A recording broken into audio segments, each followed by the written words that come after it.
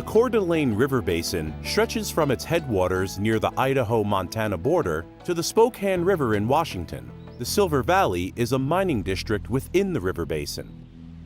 We're in the midst of the Coeur d'Alene Basin. This district fueled the fight in 2 world wars. It produced the lead, it still produces silver, produces zinc that's used in many products that we use as a society. But the common past practice of discharging waste materials into the water and onto the land contaminated the site. You had a lot of mine waste that was transported downstream, was transported into the floodplains that surround us here in the lower basin, and was transported to Lake Coeur d'Alene. An estimated 100 million tons of contaminated materials have been distributed over thousands of acres in the Coeur d'Alene River Basin, with visible impacts. The U.S. Environmental Protection Agency is working closely with Silver Valley residents and local officials to clean up the river basin. The agency began working with the community as part of its effort to reduce exposures to heavy metals. The contamination posed a serious health risk, especially for children. In the 1970s, blood lead levels in the area were some of the highest ever recorded. What they basically found was yard soils were high in lead, the air was high in lead, house dust was high in lead, and there was basically a major problem here. After assessing the area for contaminants in the 1980s, the EPA listed Bunker Hill as a Superfund site, one of the largest in the nation. To successfully clean up the site, EPA needed active community involvement and collaboration. The community in this case is a number of different towns that are incorporated as well as areas that are unincorporated. And again, as well as the Coeur d'Alene tribe and other people that like to recreate in this area but don't necessarily live here. With the ongoing help of a neutral facilitator, EPA collaborated with the community to gather input, address key issues, inform decisions, and resolve any conflicts. Early on, when I would talk to people, I would tell them, I'm born and raised here, I'm local, I've had family here 100 plus years. And I told them, you really have 2 choices. You can either get involved, come to meetings, learn, voice your opinion, or when that bus takes off, you can run along behind it, throwing rocks and bottles at it. The residents stepped up and formed a community-based task force. We took EPA's basic recommendations for outreach. And one of the first things we did, we went to our local elected officials and said, we would like to create some kind of a forum, some kind of a conduit, some kind of a platform. Our first meeting was in 1985. We said, well, this is going to be a long-term project. We needed to learn a bunch of acronyms. We want you to work with us and we'll help you understand Superfund and you can help Superfund understand the community. We said, please, we want people who can agree to agree to disagree, but no matter what, keep going. Since the cleanup would not remove all of the contamination, there was also a need to manage the hazardous material left behind. The Institutional Controls Program was set up as a means of preventing and reducing exposure to hazardous materials for decades to come, through oversight, permits, and approved disposal sites. The program manages and regulates the process in close coordination with the community. Community members voice their opinions about priority projects. At the top of their list, children's safety at parks and playgrounds. We've got children coming to parks and playgrounds if they're not safe. We'd like to correct that. We were moving dirt on local parks, playgrounds, road shoulders, some dirt right-of-ways to provide clean oases for children to come in the summer. EPA and its partners continued working with communities, conducted health outreach, and launched cleanups in backyards. During the remediation work, the Panhandle Health District kept a close eye on blood lead levels. And then finally, when we had more children on clean yards than contaminated yards, we started seeing the real improvements in the blood lead numbers. Once the yard soils were taken care of, house dust dropped, blood leads dropped, and they remain down today. In addition to the health benefits, there were changes to the area's physical appearance. There's been a lot of changes, and almost on every front. When I was growing up here, there essentially weren't any trees on the hillsides. They were barren. So the hillsides now, people come in here and look around and say, what's the deal? It's a beautiful community. You got trees, you got everything. Though it has not always been an easy process, residents feel and see the changes. And we worked real hard to make sure that we had as level a playing field as we could for the local community. And while there was some struggles, it's paid off. If you look here in the background, and you can see Morning Star Lodge. Up on the hill is a brand new golf course. If you drive around town, you'll see numerous condominiums. But the work is far from over. There is a lot of cleanup that needs to occur in this basin still. But we have a river that continues to deliver, on average, 300 tons per year of lead to Lake Coeur d'Alene because it's picking up those legacy sediments that line the riverbed and the banks. The EPA's next big action will be to tackle the contamination in the lower basin's waterways, floodplains, rivers, and lakes. To begin that process, EPA provided facilitation for the first of several forums in 2012, where community members shared ideas for ways to clean up the lower basin. And these facilitated meetings were a catalyst for the pilot project in the lower basin. I feel that it was necessary and needed at the time, and I'm really happy that we had the opportunity to do that. We had a wide range of participants that submitted ideas, from industry to local citizens to people that own recreational property to contracting personnel. In addition to that, we had a wide range of ideas for cleanup activities. The public process zeroed in on a local RV camping area where the riverbank was seriously eroding. The erosion was exposing campers to very high levels of lead and sending contaminants downstream. And what we found when we tested the riverbanks there is that they were very high in lead, as high as 10,000 parts per million, which is over 10 times our cleanup level. And so, at the community's suggestion, the Conderosa pilot project began. Led by EPA and implemented by partners, it focused on structures to control riverbank erosion and decrease heavy metals exposure. The pilot has proven successful. In some other cleaned-up areas, waterfowl are thriving again. Tundra swans, which feed off the river plants, are showing decreased blood lead levels. As EPA moves forward with the larger cleanup in the lower basin, consumer health education and community involvement will continue. We want to engage the community so that we understand their values, and their input helps us do a better job on our cleanup. There's been a tremendous improvement, and we look forward to continuing that trend, displaying dramatic improvements to water quality and the health of people in this valley. It's a gorgeous place, and we want to see it be even more gorgeous. My name is Terry Arwood, and I grew up in Coeur d'Alene, moved here in 1952 when I was in first grade, and grew up here, went to high school here, went to North Idaho College and University of Idaho, graduated as an engineer from the University of Idaho, and went to work for the U.S. Forest Service in 1965 as an engineer. I guess I'll just go back as far as my first encounter with the Superfund site at Bunker Hill. I was the director of the Environmental Compliance and Natural Resource Restoration Division in the Department of Agriculture in Washington, D.C., and I was also the executive director of the Hazardous Material Policy Council in the Clinton and George W. Bush administration. So I'd also been the chief environmental engineer for the Forest Service in Washington, D.C., so I was well acquainted with Superfund and CERCLA, the law that established the Superfund.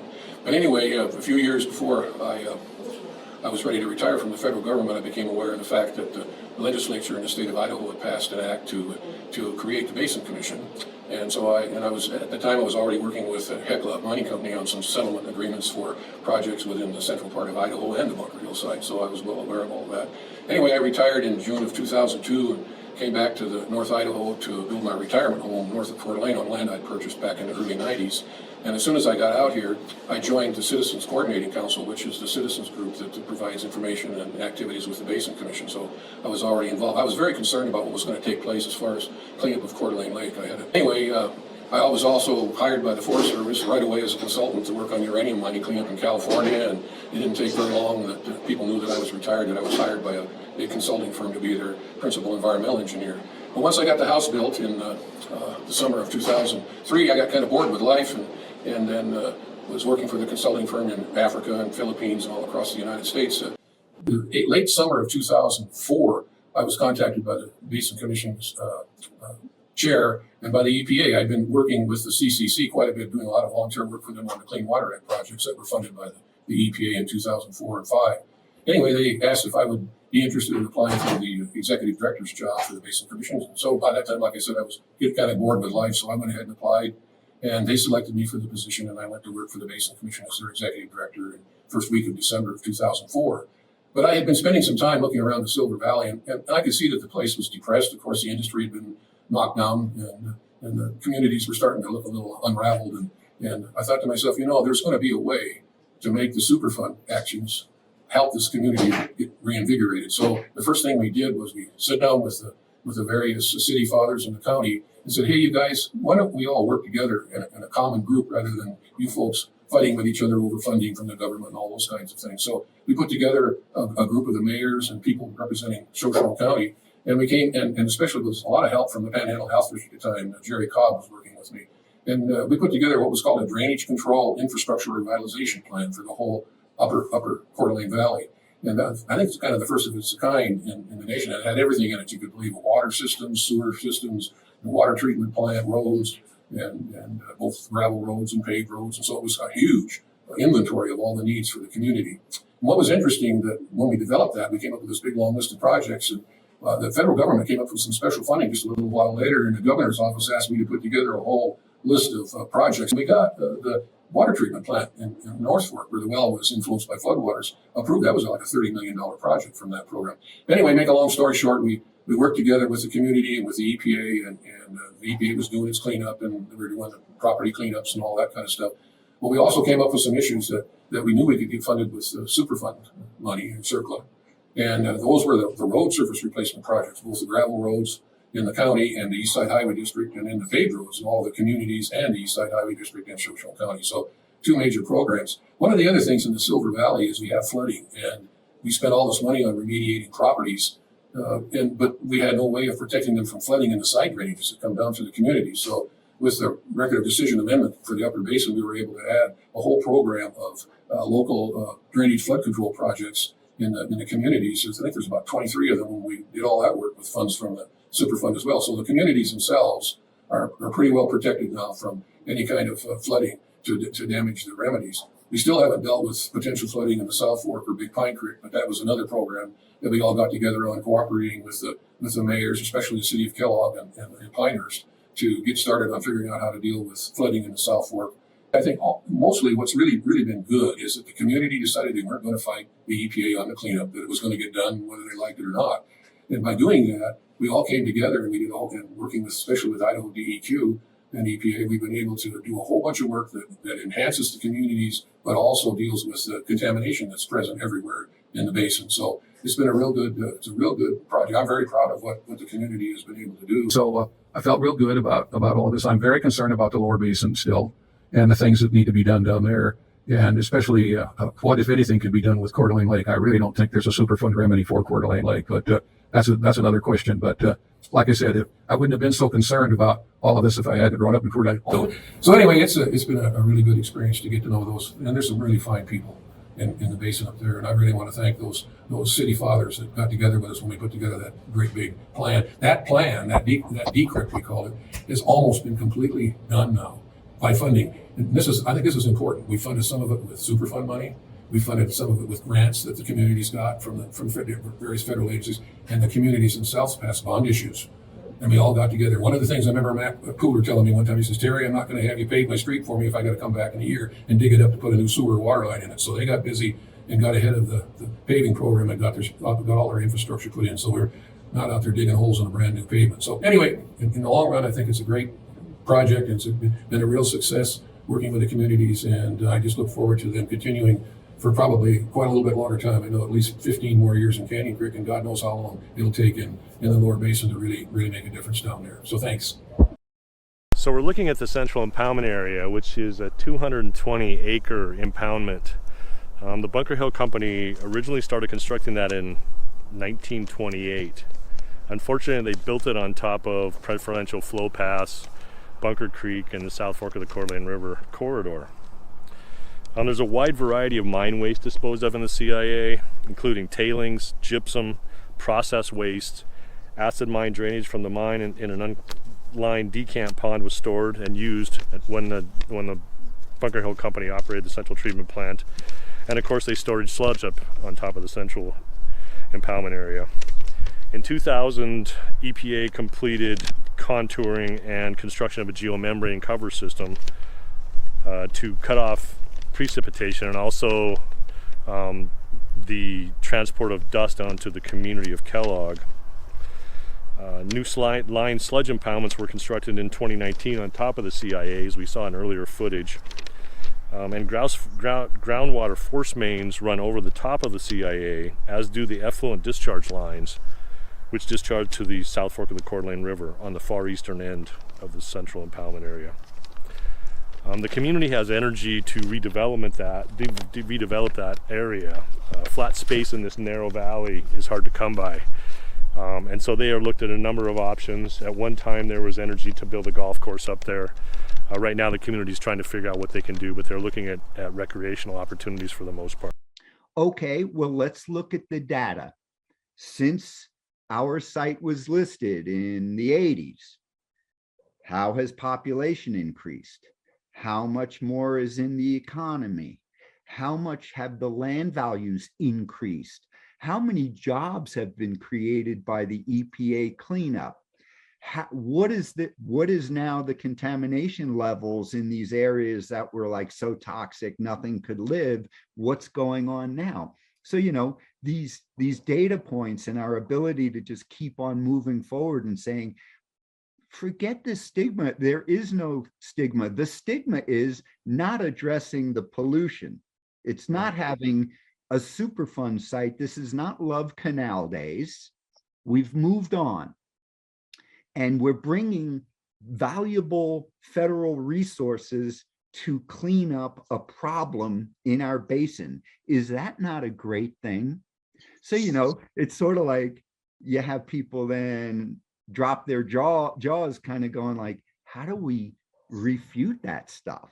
My strength was the ability to work with the legal folks and the highly technical scientists and bridge that gap, because you have a lot of legal folks who don't have any science background, so they need stuff that they can understand. So I was sort of like this in-between person who could understand the science to a point and understand how difficult the attorneys must have it because they don't understand anything. So I think over time, it was always my job to be able to understand the science and convey it to the tribal council. And if I couldn't do that, then I wasn't worth my salt, and the tribal council would not have any information in which to base sound decisions on. So, you know, I kind of, maybe I was like a bellwether of like, okay, well, if I can understand it, then I think I can convey it. And if I can convey it, then council understands it. And if I can convey it, then I can go to elementary schools and talk to kids about it. And I can bring teachers together and talk to teachers about it. And ultimately, that's sort of how things progressed. It was kind of grassroots. And as we developed capacity within the tribe, other programs came out of the NRDA. I mean, we started bringing in other people that started getting grants, and the EPA process, their remediation was going full gun. So we were able to tap into some EPA dollars. And with that, more and more people came on, and our message got out to them, and they were able to educate as well. So I think it's slowly just built. We never really had a game plan for it, but it always came back to, if you can't tell a tribal elder what the heck's going on, you're never going to be able to get that grassroots understanding of what the problem is and then build capacity within the tribe. So we were also really blessed with some great educators. Chris Myers being one of them, who always had a vision of, we want kids to ultimately take over these roles and be the leaders into the future. So we would work with Chris Myers, Rebecca Stevens, and Laura LaMattia as key people within the tribe to try to get that message out to the schools from K through 12. And I mean, we've all taught classes from elementary school up to postdoc university folks. So we were comfortable with that. And I think the success really came down to us taking people out in the field.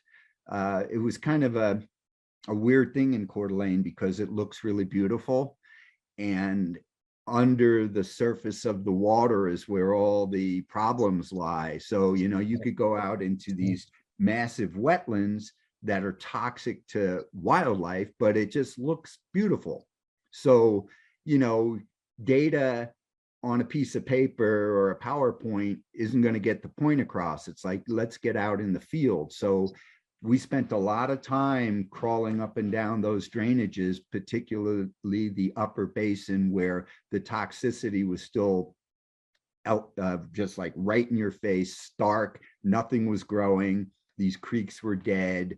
I would show people live boxes where I put little fish in a box the day before and I'd pull it out the next day and every fish was dead. So it was like, these are the sort of things that you don't have to be a rocket scientist. Even an elementary school kid is going to go home to mom and dad and say, we went out today in our homeland and this was what was going on. Henry Saijan also used to say, let's just use our 5 senses. Smells bad, looks bad, tastes bad, the simple stuff that everyone could understand. And we'd get out in the field and we'd stop in a really toxic floodplain where I'd say, everyone get out. And I'd just be like, just smell. Just look around. Do you see any vegetation? Let's pull some rocks, no bugs. And then we would get upstream of the pollution. And then we'd get out and I'd say, just smell. And it would just smell glorious. You could smell the pines and you just felt life coming back. And it was these simple things that we did. And it goes right back to, the likes of Henry to just say, keep it simple and get out there among Mother Nature. And that's the educator. Of the former lead smelter.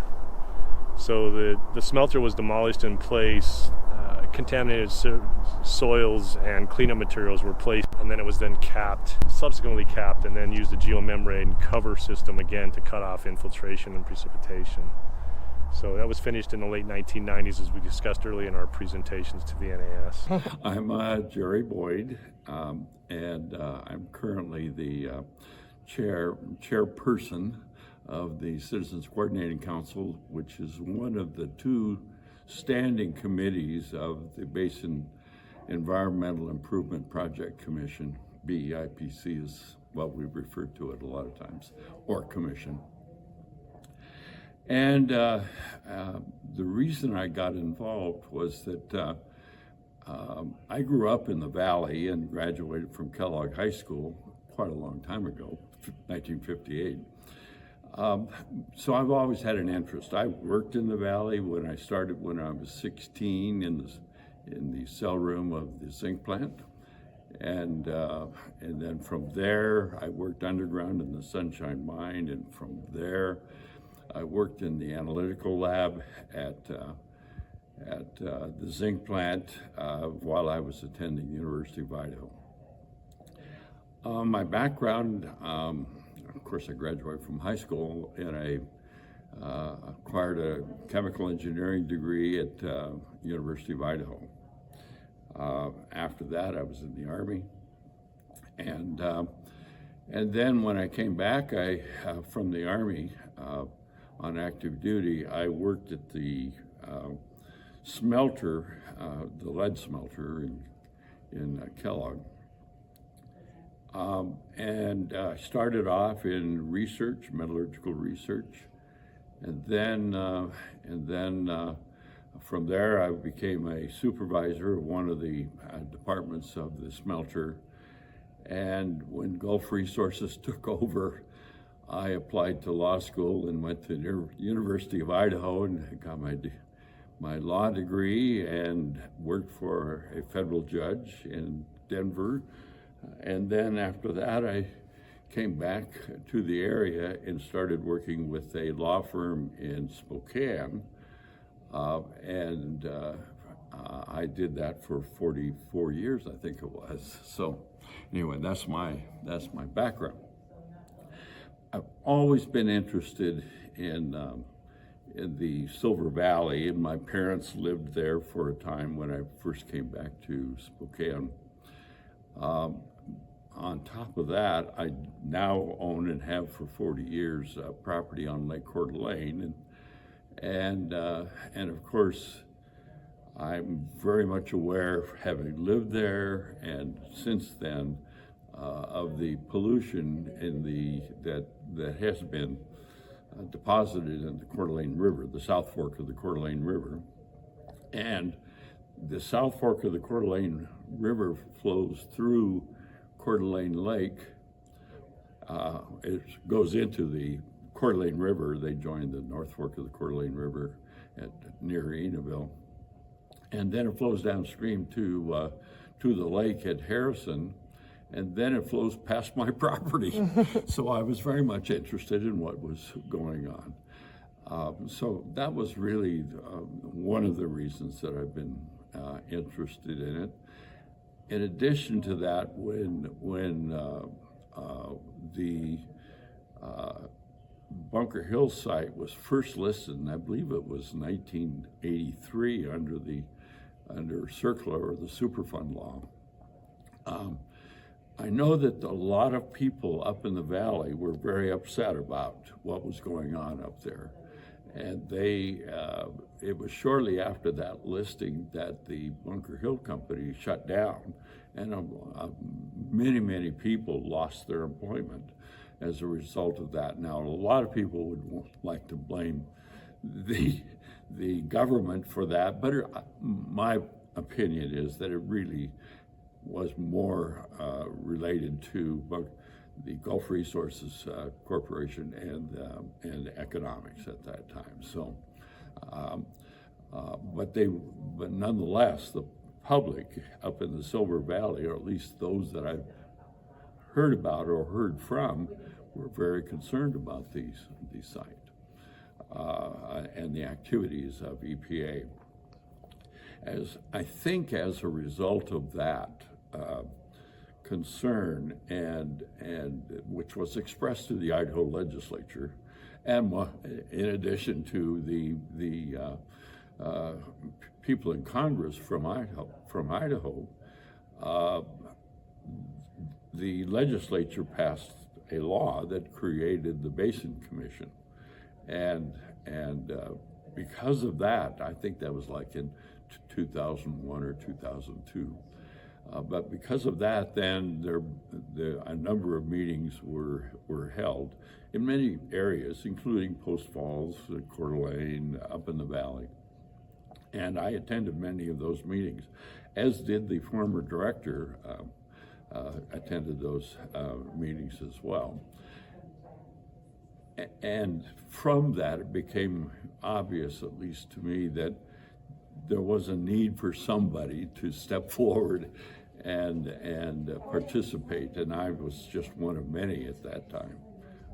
And that's really been my interest, and my interest really is to help communicate to and from the Basin Commission and EPA and the Department of Environmental Quality in Idaho the concerns of the public, and also to communicate information back to the public from the Basin Commission, all of which was dealing with the cleanup that's been going on. So that's been my interest, and I've been involved in it I guess basically since the beginning.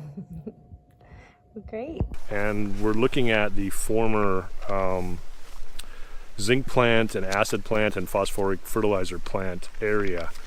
When you look downstream, you will see footage of Government Gulch as it is now in its former natural location. Prior to that, Government Gulch or Government Creek was pushed to the far west side of the road and conveyed in a shotcrete channel. So when we demolished the buildings in the late 90s for the phos plants, we put the creek back in where it wanted to be, which is the center of the valley. What you also see is foundations of the former zinc plant, which was step-sided up the hillside. The concrete foundations were left in place so as to not destabilize the hills.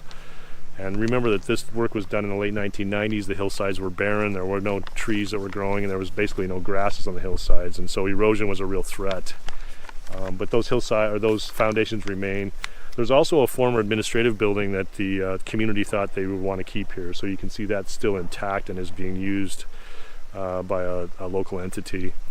And then the former ore bins were decontaminated and granted to the county, and they used those bins for storage of materials, for construction materials, gravels, soils. And then there are private entities that appear to be using the grounds up here to recycle materials such as steel and wood debris. That's something that's happening through the community, not something EPA is doing. And the Bunker Hill Mining and Metallurgical Complex site here in North Idaho was listed on the National Priorities List in 1983. EPA was really looking at the human health concerns. We had the highest blood lead levels in the country at the time, in the nation, and the communities that surrounded those mining facilities were really impacted. And so even though EPA is charged with looking at human health and the environment, they were really focused on human health at that time.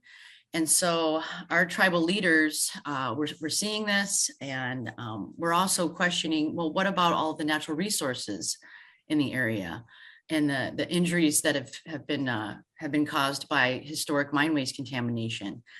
And so one of our dear elders, Henry Sijon, really stepped up and started, alerting the communities that these natural resources that that support not only tribal communities, traditional values, practices, but also just the current communities. So I'm talking about surface water, groundwater, adfluvial, west slope cutthroat trout, the migratory waterfowl, all of these natural resources and the services that they provide were also being injured. So the Henry at the helm of the direction that the tribe wanted to go in addressing these natural resources, we called upon our federal partners with Department of the Interior under the NERDA program, which is the national program, and it was fairly new at the time as well, to support the tribe in trying to assess these injuries, go out and collect data, prove up injury.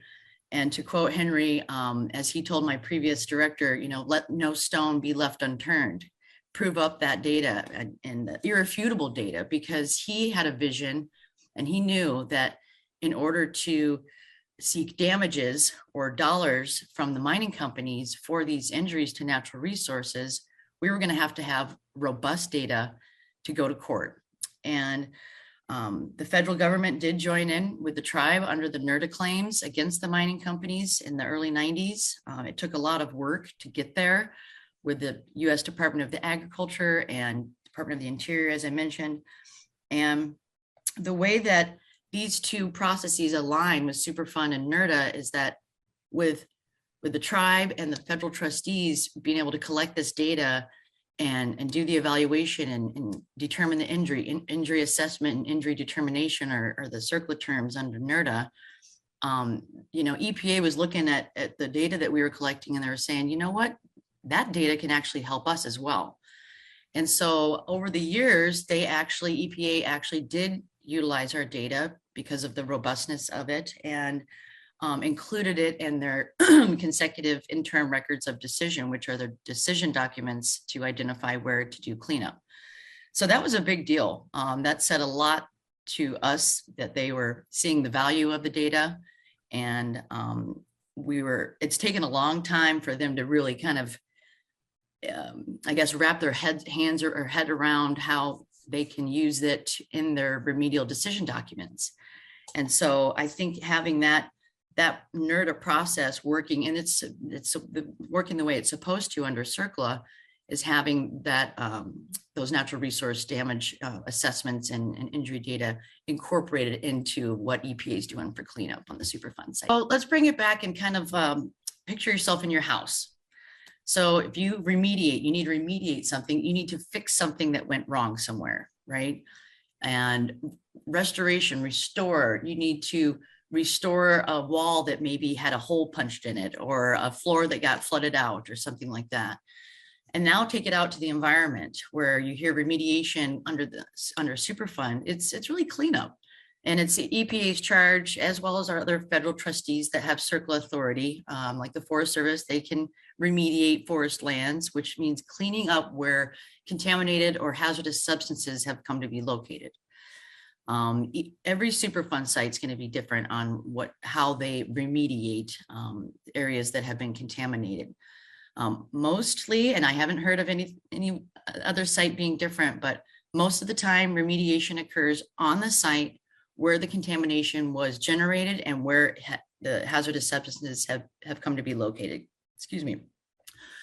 And then a lot of the times that contamination can't leave the site. So you have facilities called like repositories or waste consolidation areas, where EPA has literally gone in, identified through extensive soil sampling at depth where contamination has been deposited, scraping it up and putting it into capped repositories or waste consolidation areas, and monitored over time. And usually it goes back to the state through an operations and maintenance plan for the state to oversee the O&M on those repositories to make sure that the contamination stays there, creating a barrier so humans can't have access to where that contamination is. Now, restoration is going in and trying to restore those areas and bring back, let's use a stream, for example. If you have a stream where a repository is adjacent to it and that stream has been aligned straight, we want to try to return that stream back into its natural sinuosity and bring in like large woody debris, riparian plantings, and try to bring that stream back to the way it was before the mine or whatever the operation was there. Sometimes we throw around the terms icing on the cake, where EPA comes in and does the remedy, and the natural resource trustees with the tribe and the states and the federal governments come in and we do the restoration and add those features. And this is a kicker, because EPA generally doesn't use the term restoration. They really stay in their lane and that they're just doing the remediation. And we've seen over the last 20 years that they're starting to open their eyes a little bit more to having these two processes work together, instead of them bringing in all their large equipment, yellow iron, and doing the remediation and leaving. We're trying to work with them more so at the same time, where they do the remediation and we are there step-toe doing the restoration and helping them with the design, so we don't have to go back twice or undo their remediated areas. So they can work really nice together, but it comes down to people. And we're standing on the Trail of the Coeur d'Alenes, which is a very innovative employment of CERCLA. It was a settlement with Union Pacific Railroad because the rail corridor was contaminated, primarily because contaminated materials were used in its construction. And of course the trains hauled concentrates out of the Silver Valley on this rail corridor, and hauling includes spillage, so there's a lot of spillage of concentrates along the way. So rather than scooping up and removing the entire trail or the entire rail embankment, the embankment was capped in place using asphalt and gravel, and it includes oases, so places you can sit and rest that are also on asphalt, and places where you can have a picnic along the way. So in essence, the cap is a way to prevent direct exposure to lead, which was in the rail embankment itself. Just to dovetail off of what Ed said about the trail, it's a 72-mile long trail that's in the Rails to Trails program. And the Coeur d'Alene Tribe and the state of Idaho and EPA have been working together under a joint agreement, which took several years to work through on how we were going to persuade and get EPA or Union Pacific Railroad to remove as much of the mine tailings they could before putting in the asphalt concrete pavement. Not a full removal was done on portions of the trail through the Silver Valley. However, on the tribe's portion, most of the contamination was removed except for in one small spot. It's a one-of-a-kind trail in the nation. We consider it a clean ribbon through our basin. And I would be remiss to not mention that this entire basin is within the tribe's Aboriginal territory, which originally spanned about 5 million acres.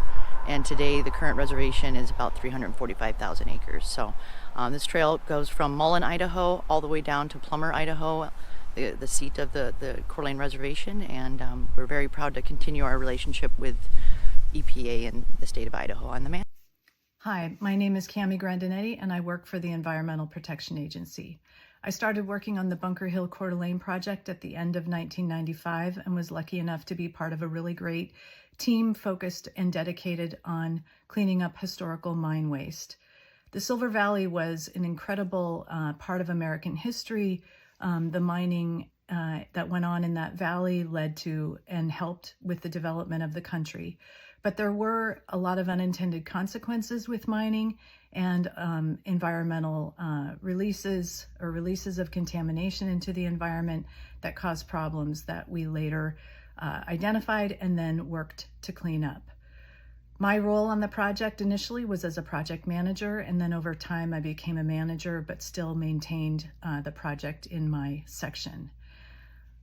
There were a lot of cleanup work. There's a lot of cleanup work in the basin that I'm very proud of.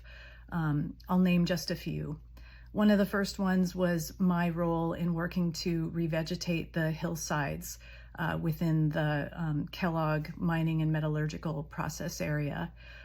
Due to cutting down trees to put the timber in the mine, as well as a forest fire that occurred around 1910, and then the operations of the zinc plant, which led to a lot of kind of acidic releases that were in the air mixed with water, meant that the hillsides really didn't get a lot of growth because of just all of those factors that led to the trees and all the plants being gone. That it lasted that way for many decades, and when I came to the project, there was a lot of very dry and hostile environment for growing plants. I worked with a team of amazing people, and we developed some recipes to apply material to the hillsides to help with establishing organic material, raising the pH of the soil, and then ultimately planting both seeds, plants, and ultimately little trees that over the course of the next few years after the initial installation started growing and taking on the hillsides. And then over a course of several years, the trees that you see out there now established and really took off. And that was really an amazing accomplishment. We weren't sure that we would ever really see large trees on those hillsides for a very long time. So that was really encouraging and just a wonderful project. Another project that I had the luck to work on was the Trail of the Coeur d'Alenes. That was 73 miles of an old Union Pacific Railroad line that were abandoned, taken out of service, and then a recreational trail was built on top of it. And today you can go out there. It goes from Mullen, Idaho, all the way down to Plummer, Idaho, on the Coeur d'Alene Reservation, and you pass through wonderful scenery next to the river. It's beautiful and it's great, and that was really a fun project to work on too. Through all of this, I did none of it alone. I worked with some really great and amazing people, both inside EPA with the state of Idaho and our contractors and fellow federal managers working with us. It was really a team effort all the way. The thing that I remember most or, you know, my most memorable moment was probably when I rode in the inclined shaft elevator in the Bunker Hill mine. I went down 400 vertical feet into the mine, the Kellogg mine at Bunker Hill. And that was just really an incredible experience. Really quiet, pretty dark, and just amazing to see what the miners had done, you know, underground in really, you know, pretty crazy circumstances to go down and excavate and then mine in those areas. Overall, I was very lucky to work on Bunker Hill. I will never forget all of the great things I learned, the people that I worked with, and the great cleanup that we accomplished. We are in Cataldo right now, which is way over here. This is the lower Coeur d'Alene River as it goes into Coeur d'Alene Lake. We are standing at the Cataldo boat launch. And this is a heavily used recreation site within the basin. There are plans for EPA to do some remedial work with the Coeur d'Alene Custodial Work Trust here actually in the next month perhaps. The tribe has been heavily involved in this project through the design process and the cultural resource monitoring and investigation and monitoring with our tribal historic preservation officer as well as the state historic preservation officer. This site you have right behind you is this grassy area with this tree is going to stay like this as EPA does the remedy throughout the basin where we have trees and vegetation already covering areas that could get potentially recontaminated. We leave these in place. We have these educational signs that talk about the history of the site, and we're going to walk down to the riverbank so you can get a visual with this water being so low of some high concentrations of lead and the other contaminants of concern that continue to remain in the river banks. So something unique about this boat launch, it's within Kootenai County, adjacent to a state park with tribal land ownership, but Shoshone County actually does the maintenance. So this is an example of where there's a lot of coordination that needs to take place in the Silver Valley when we're doing any type of cleanup or any work. And so right here is the Coeur d'Alene River, and if you look across the way you can see some sloughing riverbanks. That one point right there has been a point of reference for us for many years as we continue to monitor how the riverbanks slough due to either boat wakes or changes in the hydrology in the area. This is heavily utilized and private ownership. The tribe owns this piece back here where the old dredge operated. We're gonna walk over there here so you can see some of those spoils that have remained in place. Currently, there are no plans for cleanup. However, we will continue to work with our partners at EPA and the Work Trust. So here in the next couple of weeks, they are going to redo this boat launch and put in some gravel cap areas where there's some erosion. This site, the water level gets all the way up to the base of that tree sometimes, if not to the signs up there during a high water event. And so this site gets recontaminated quite often, as with most of the recreation sites throughout the basin and the lower basin especially. The only plan for cleaning off sites that have sedimentation during a high water event is to just spray off those locations. So it's not the most palatable plan of action, but it's the only thing that we have in place right now. Just one more thing to add here. When EPA was conducting their remedial investigation feasibility study, they sampled all the riverbeds for contaminants, and this site we know is hot. There have been demonstration projects proposed to potentially dredge here. I think the plan is in the works for a dredge project further downstream at Dudley Reach, and then there's also plans to do some riverbank stabilization. I believe Ed has told us through all of the sampling and modeling that about 70% of the transportation of contaminants come from the riverbed itself, and about 30% from the banks. So there's been a lot of pressure from the community to do just bank stabilization, but the tribe is continuing to push for addressing the riverbed as well. Hello, everyone. This is Bill Adams. I'm so happy to be part of the Bunker Hill Superfund's 50-year celebration. I worked on the site from approximately 2002 to 2018. It was a real pleasure to work with so many dedicated and talented individuals on all aspects of the cleanup. This milestone represents an completion of a credible amount of work, overcoming a number of complex challenges, and most importantly, the patience of the communities that have been affected by the cleanup.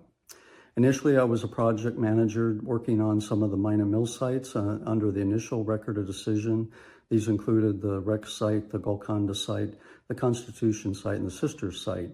These were joint efforts by the EPA, the state and local federal agencies, and the tribe and the Basin Commission. I also later became involved in some of the evaluation of water treatment technologies, including the use of passive technology. Later in my tenure, I became the EPA team leader and supported the team through all aspects of the cleanup and community outreach. This was a difficult period of time. The agencies, state and federal and tribe, were negotiating with the mining companies for settlement, which eventually led to the creation of the trust, which implements the work to this day. There was also a period of time where we were focusing the effort that would occur over the next 30 years. And this created a lot of uncertainty with the community given the long-term nature of the cleanup. And so there was a concerted effort to reach out to the community, make sure that they were involved in the decision-making process and aware of the various options that were available to us. This work was ultimately culminated in the ROD Amendment, which guides the work to this day. I'm hopeful that the relationships and efforts that have been developed will continue to grow through the completion of the cleanup. And thank you and best wishes to everyone who's been part of this ongoing effort to make the Silver Valley a safe place for future generations. Thank you. Is where the old Cataldo dredge operated from about 1938 to 1968. Mine tailings began to choke up the river system, therefore the upstream mining group collaborated, while the mining companies collaborated and formed the upstream mining group to pull their resources together to construct a dredge. The dredge dredged out the river. These are spoils that came off of the operation. After this, we're going to go over to where the actual dredge dumped those mine tailings into the wetland, which is of that black and white picture in a previous image that you will see. We are standing on high concentrations of lead, at least 20,000 parts per million lead, if not more. Nothing really can grow here except for Phragmites, which is this vegetation that looks like grass. It's an invasive species that was planted by the mining companies because of its ability to keep dust down. Phragmites was introduced to this basin in 1973. Prior to the World's Fair in Spokane because of the dust and the issues on the interstate, and the communities didn't want to spook people away from attending that event, and so a lot of history there. Unfortunately, the Phragmites is a non-native invasive species. It continues to move. It's very rhizomatous, and it spreads pretty quickly, and it's moving downstream. So there are no plans right now for what to do with this area. The tribe does own it through an agreement with the ASARCO and our federal trustees. So we're pretty much just paying taxes on it right now. But we don't want to invite our tribal members to come in contact with this contamination. So until there's some cleanup through EPA's remedial work conducted here, this is just land sitting here. The contrast is extreme. Canyon Creek flows clean and pure 8 miles above Wallace, Idaho. This is a place where huckleberries still grow in abundance. It is a place where grand fir and Douglas fir mix with ponderosa pine, and where big cottonwoods line the stream. This is, in microcosm, a picture of the once pristine Coeur d'Alene River. I look at what the problems are downstream and throughout this basin, and when you come up to a more pristine condition, you realize how far away you are from ever reaching that pristine condition again. Phil Cernera directs the Coeur d'Alene Tribe's portion of the Coeur d'Alene Basin Restoration Project. He is here as a result of one tribal victory, the establishment of the 3 Sovereign Steering Committee for the project, an unprecedented working agreement involving tribal, state, and federal governments. The tribe is part of, and in no small part, a creator of the restoration project. Human effort and modern technology may restore the basin to this quality within 100 years. Nature's effort would take 1,000. I'm optimistic, and a lot of other agencies that we're working with right now are optimistic that we can begin taking small steps in small restoration projects to eventually bring about a positive change. Our greatest asset is in the sharing of whatever we have. We share our food, we share our lodging, we share our hunting successes, and we share the things, our belongings. I believe that the ancient Indian people, before the white man came, lived as close to a utopian stage as you could possibly find on this earth, because they lived in harmony with nature, and that they looked upon nature as something that was living, something that was given to them, and they preserved it and they respected it to the point to where they did not dare desecrate it for fear of retribution of some kind. We're trying to coalesce all of the activities that are out in the basin to try to bring about basin-wide restoration. And what we've developed is a strategy where we've looked at all of the problem sites within the basin and we've prioritized them.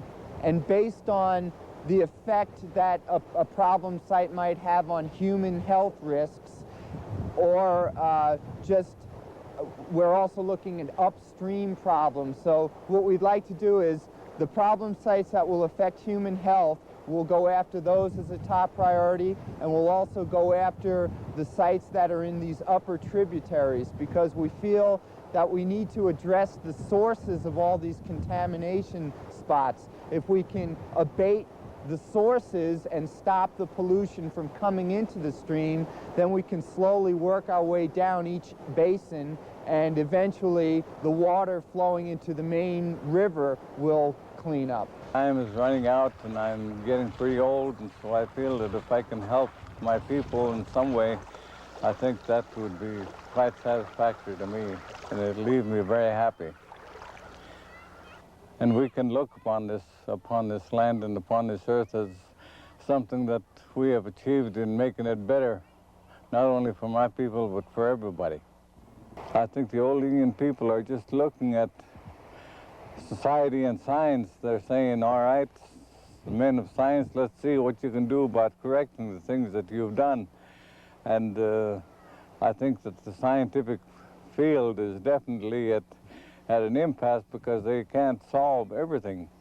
And so they've gone maybe too far in the desecration of nature to the point to where maybe it can't be solved or corrected. But we hope that we can try, at least in this locale, to the best of our ability, to try and clean up the pollution. The groundwater collection system, which consists of 9 extraction wells, a soil bentonite cutoff wall, a network of level control and monitoring wells, and associated conveyance. The system includes computer-controlled motor control centers and backup power generators. The entire system is operated from the control building at the central treatment plant using a supervisory control and data acquisition system, commonly known as a SCADA. The gaining street to the South Fork of the Coeur d'Alene River is the highest loading reach to the South Fork and can be as much as 400 pounds per day of zinc. The goal of the groundwater collection system remedy is to collect metals contaminated groundwater that flows beneath the central impoundment area, which is to my left, prior to discharging into the South Fork, and convey this water to the central treatment plant for treatment. Groundwater extraction has been in continuous operation since October 2020. The contractor has been using the 1-year O&M period to optimize the system. The shape of this system is similar to a candy cane, and we're actually standing near the hook. The entire length of the groundwater cutoff wall is 9,000 feet. Hello, my name is Ann Daly. I was lucky to work at EPA from 1986 until my retirement in 2018. I worked on the Coeur d'Alene Basin Bunker Hill cleanup from 1998 to 2010. It was the hardest and most challenging part of my career, but by far the most rewarding. I loved working with my dedicated fellow EPA team members, our state, tribal, natural resource trustee, and other agency partners, and involve citizens to help make a difference in the basin cleanup. Over my years on the basin cleanup, I contributed to a number of different aspects. Among other things, I worked on the basin ecological risk assessment, the environmental monitoring program, the 2002 cleanup plan and all of its associated documents, fish sampling in Coeur d'Alene Lake, and so much more. I remember so many challenges of working on the basin, from complexity of the contamination, to needing federal marshals at some of our public meetings, to driving over the pass in a major snowstorm. By far, the most rewarding accomplishment for me was establishment of the Schlepp Clean Waterfowl Feeding Area in the lower basin. The goal of this project was to reduce decades of waterfowl mortality due to consumption of lead-contaminated sediment by the waterfowl. EPA partnered with willing property owners Mike and Brenda Schlepp, the Natural Resource Trustees, and the nonprofit Ducks Unlimited to complete this pilot project. This cleanup was the first of its kind in the basin and an important step in addressing the ecological contamination issues. For me, it was very satisfying to work on the Schlepp wetland because we were helping protect a portion of the community who couldn't self-advocate, the waterfowl and other wetland creatures. Thank you. So we're now at the Rose Lake boat launch at the end of the Dudley Reach, and we're here because this is a symbol of some of the actions EPA has taken to address direct exposure to lead in the basin. So this is a boat launch, and it was a boat launch previously, but it was soft. There was no hard barriers, there was no asphalt, there was no concrete.